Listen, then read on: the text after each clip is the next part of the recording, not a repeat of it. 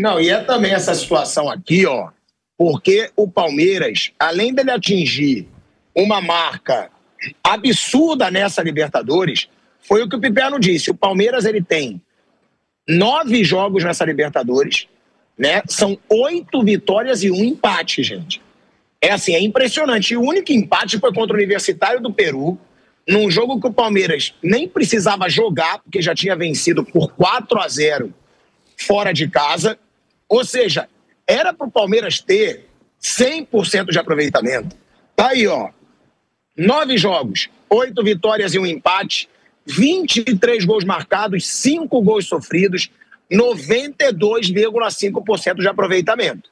É assim, é uma marca para intimidar qualquer adversário desse Palmeiras na Libertadores. E além disso, o Mauro César Pereira está direto com a gente do Rio de Janeiro, o Palmeiras se tornou o terceiro clube do Brasil na história a vencer River Plate dentro do Monumental e Boca Juniors dentro da Bombonera. Junto com o Palmeiras estão aí Cruzeiro e Fluminense, que também conseguiram vencer o River na sua casa e o Boca na Bombonera, Mauro César Pereira. Um baita primeiro tempo, né, do Palmeiras. Foi assim, foi impressionante. Vendo ali o primeiro tempo, o River não jogava, o River não conseguia esboçar a reação. Eu acho que foi, inclusive, surpreendido. E é um time que vem crescendo, né, Mauro? Esse Palmeiras, e sempre forte em Libertadores. O Palmeiras, ele costuma ter números impressionantes na Libertadores, mas tem também algo que você já falou aqui algumas vezes, né, Mauro? Dessas não frequentes, porque o Palmeiras também passa muito, mas de recentes eliminações em casa. Palmeiras vai ter também que mostrar o futebol que mostrou no Monumental dentro do Allianz Parque, né, Mauro César Pereira? Não são frequentes, sim, são 8. São 8 eliminações em casa consecutivas em mata-mata de Copa do Brasil e Libertadores. Eu acho que ontem o Palmeiras deu um passo importante para que dessa vez isso não aconteça, né? E depois, ele passando pelo River, ele vai ter mais um desafio contra a São Paulo LDU para chegar à final e evitar que aconteça o que houve nos últimos anos. O time do Palmeiras está muito mais qualificado tecnicamente após tantas contratações, né? O nível de certos jogadores, não só do Andrés, acho que eleva a qualidade do time e acho que faz com que o Palmeiras ele tem a obrigação de se apresentar de outra forma, de mostrar um futebol diferente, de ser um time competitivo, mas que consiga ter outros elementos no seu jogo. Acho que foi isso que a gente viu ontem. Foi um passeio, uma imposição muito grande no primeiro tempo. Eu acho que o jogo diz muito sobre a fase do Palmeiras e diz muito também sobre o declínio do River e a decadência do técnico Marcelo Galhardo, né, suas escolhas, né? Havia uma expectativa pelo retrospecto de que o River pudesse pelo menos competir. Não competiu, gente. Não competiu. O Palmeiras dominou completamente. Acho que o goleiro Armani é o exemplo desse declínio, né? O gol do Gustavo Gomes, ele vai todo atrapalhado. Tem uma falta do Andrés depois, que nem foi perto da trave, foi uma falta mais para o meio do gol. Ele defende com enorme dificuldade, não era uma bola tão difícil. Ele é um goleiro grande, pesado, já no veterano, claramente não tem a mesma agilidade, mas o Marcelo Galhardo vai morrer abraçado com ele e com outros jogadores, como eu disse, o Piperno, veterano, tem um jogador de 39 anos no meio campo, né? Os zagueiros ali, 2 zagueiros mais jovens e tal, mas é um time de fato envelhecido e o Palmeiras passou o rodo, não tomou conhecimento. O único senão para mim na atuação do Palmeiras foi o segundo tempo, que eu acho que o Palmeiras, com o time que tem, ele não precisa ficar contra as cordas com o adversário rondando a sua área. O Palmeiras teve 24% de posse de bola, segundo o SofaScore, no segundo tempo. É muito pouco. Com o time do Palmeiras atual, com esse elenco, dá para você brigar pela posse, ter a bola, controlar o jogo e manter o adversário longe da sua meta. Aquele Palmeiras que recuava e resiliente, se defendia e muitas vezes conseguia segurar a pressão adversária, eu acho que ele precisa agora, a partir de agora, ser um time que também fica com a bola e manter o adversário longe da sua meta o maior tempo possível. Não acho que o River Plate, embora tenha até melhorado no segundo tempo, tivesse condições de encurralar o Palmeiras. Mas aí uma hora imprensou o Palmeiras pelo seu campo. O Palmeiras meio que abriu mão da posse e aí nisso saiu um gol meio acidental, um chute de longe, a bola desvia, vai para dentro do gol. Aí fez uma pressão no final tentando um empate que não merecia o time argentino, mas era para sair com uma vantagem maior. Uma vantagem de pelo menos 2 gols, na minha visão, tamanha a superioridade do primeiro tempo. Mas acho que pela mudança de comportamento no segundo tempo, claro, uma parte é em função do time adversário. Mas eu acho que o Palmeiras tinha condições de brigar mais pela posse de bola, para ter a bola e deixar o River longe.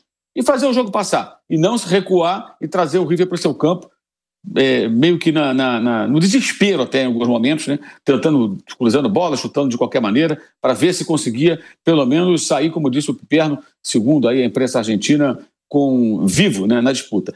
Eu acho até que muita gente vai lembrar que em 2020, né, teve esse famoso jogo lá, o Monumental de Nunes estava em reforma, não tinha público, era pandemia, e aí o jogo foi no campo do Independente. Até. Inclusive o River Plate, o Galhardo escolheu esse campo, alegando que o gramado era muito bom, era o gramado que ele gostava. E o jogo foi lá. E o Palmeiras, jogando no contra-ataque, tinha Luiz Adriano, né, fez 3-0. Era outro Palmeiras. Palmeiras fechado e saindo em velocidade, transição, muito eficiente, 3-0. O River era um time muito melhor do que esse River de hoje. Não tem comparação.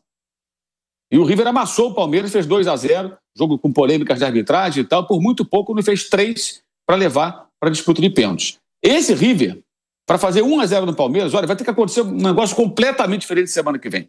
Mas muito diferente. O Palmeiras vai ter que jogar muito mal, vai ter que, sei lá, fazer alguma bobagem, alguém ser expulso. Muito difícil acontecer, sinceramente. Apesar da diferença ser pequena em relação ao que poderia ter sido, eu acho que não existe paralelo entre o que vimos há 5 anos, praticamente, e o que vamos ver na semana que vem. É outro momento. O Palmeiras é mais forte, o elenco é melhor, pode apresentar mais e mais, é o time ainda em formação, e o River é um time com jogadores do passado, muitos deles, né? O técnico que parece que parou no tempo, estagnou, de um técnico de sucesso e com um aparente futuro super promissor de carreira até internacional, andou para trás. E o Palmeiras não tomou conhecimento. A diferença entre os dois, ela ontem se provou muito maior do que nós poderíamos imaginar.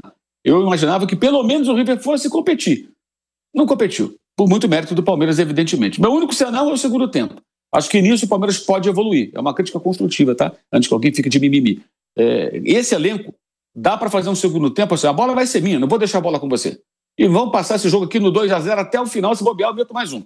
Mas não, recuou, chamou o adversário, né? Isso aí aconteceu no Mundial também. O Palmeiras fez um gol, empatou, graças ao Estevão, contra o Chelsea, não jogava bem. O momento era favorável, o Palmeiras de novo traz o Chelsea para o seu campo, aí ronda a área, sai um gol acidental, eliminou o Palmeiras do Mundial de Clubes. Foi agora, recentemente. Esse ponto acho que precisa ser aprimorado. O time aprender a, em certas situações, brigar mais para ter a bola e tirar o adversário das imediações da sua área. Eu sei que nem sempre isso é possível. Contra alguns adversários vai ser impossível, o adversário pode ter a capacidade de te encurralar. Mas acho que o Palmeiras tem condições de usar outras armas, além de se fechar e ser resiliente ali, tentando evitar o gol adversário. Acho que ele tem condições hoje de se apresentar de uma outra forma. Falar, a bola vai ser minha, não vou deixar você ficar aqui me encurralando, eu também vou lá te machucar e fazer outro tipo de jogo. Esse eu acho que é um processo também de aprimoramento, amadurecimento de uma equipe com um elenco, repito, muito diferente do elenco de sucesso em outras temporadas, porque tem muita mais qualidade técnica. O Andrés Pereira é só um símbolo disso e dessa mudança de perfil no elenco do Palmeiras. O Mauro também falou do Andrés Pereira, e a gente tem que falar de algumas atuações, né, individuais nesse Palmeiras. Falar do Mauro, do Andrés Pereira, que realmente deu outra qualidade para esse time do Palmeiras. Falar do Vitor Roque, que realmente está crescendo muito. O Vitor Roque, ele tem agora 11 participações em gols nos últimos 8 jogos. 11 participações em gols nos últimos 8 jogos. Flaco Lopes crescendo também ao lado do Vitor Roque. Gustavo Gomes se tornando o zagueiro com o maior número de gols na história da Libertadores. Então tem aí algumas atuações individuais para a gente chamar a atenção nesse Palmeiras. Agora, antes disso, trazendo os números. Palmeiras acabou com a invencibilidade de 30 jogos do River na Argentina e disputando a Libertadores. Palmeiras está invicto desde que foi eliminado na Copa do Brasil pelo Corinthians. São 6 vitórias e 2 empates, né, em 8 jogos. E o Palmeiras, desde depois do Mundial de Clubes, são 15 partidas, 9 vitórias, 4 empates e 2 derrotas. Ou seja, é um Palmeiras que emplacou. Vamp, tiveram ali grandes atuações individuais no Palmeiras. Vitor Roque, Flaco, Andrés Pereira e Gustavo Gomes. Queria que você dissesse quem mais te agradou e apontar ali pontos fortes dessa grande atuação do Palmeiras. E o gol foi mole, né? Um mole individual do Palmeiras, velho Vamp. Então, a gente já conhece, vamos lá, a gente vai falar dos dois times, né? A gente vai falar de Flamengo ainda, mas eu vou falar assim, dos reforços de ambas as equipes, né?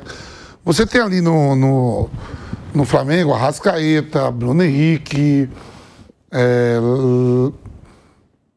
Léo Pereira, né? Quem mais ali?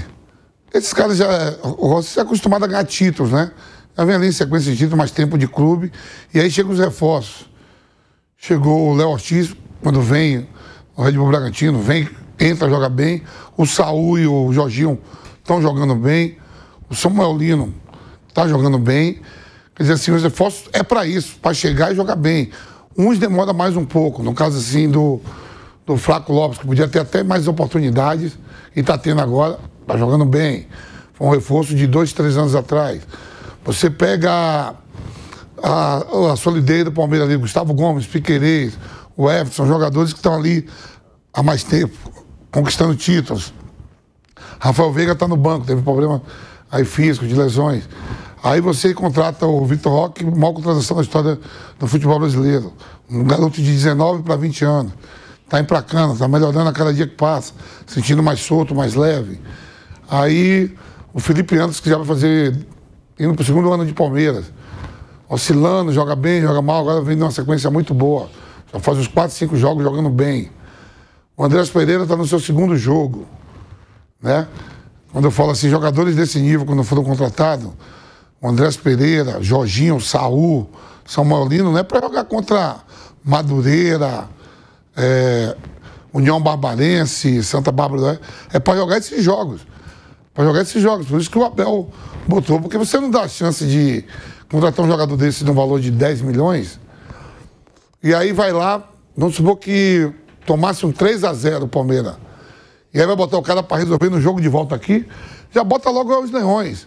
A mesma coisa, você pegar o Saúl, o Jorginho hoje inteiro, se os dois estiverem inteiros, depois você vai dar cavalaria do Flamengo, e o Samuel Lino. Eles vieram por quê? Caro para jogar que jogo? Para pegar o Madureira lá em Madureira? É para pegar o Bangu em Moça Bonita? É para esses duelos. Esses duelos que te levam a título. É eliminar um River, é eliminar um Estudiante, é eliminar um LDU. Diferente de São Paulo, que os reforços de São Paulo estão todos machucados, né? Não joga, né? Não joga Lucas, não joga...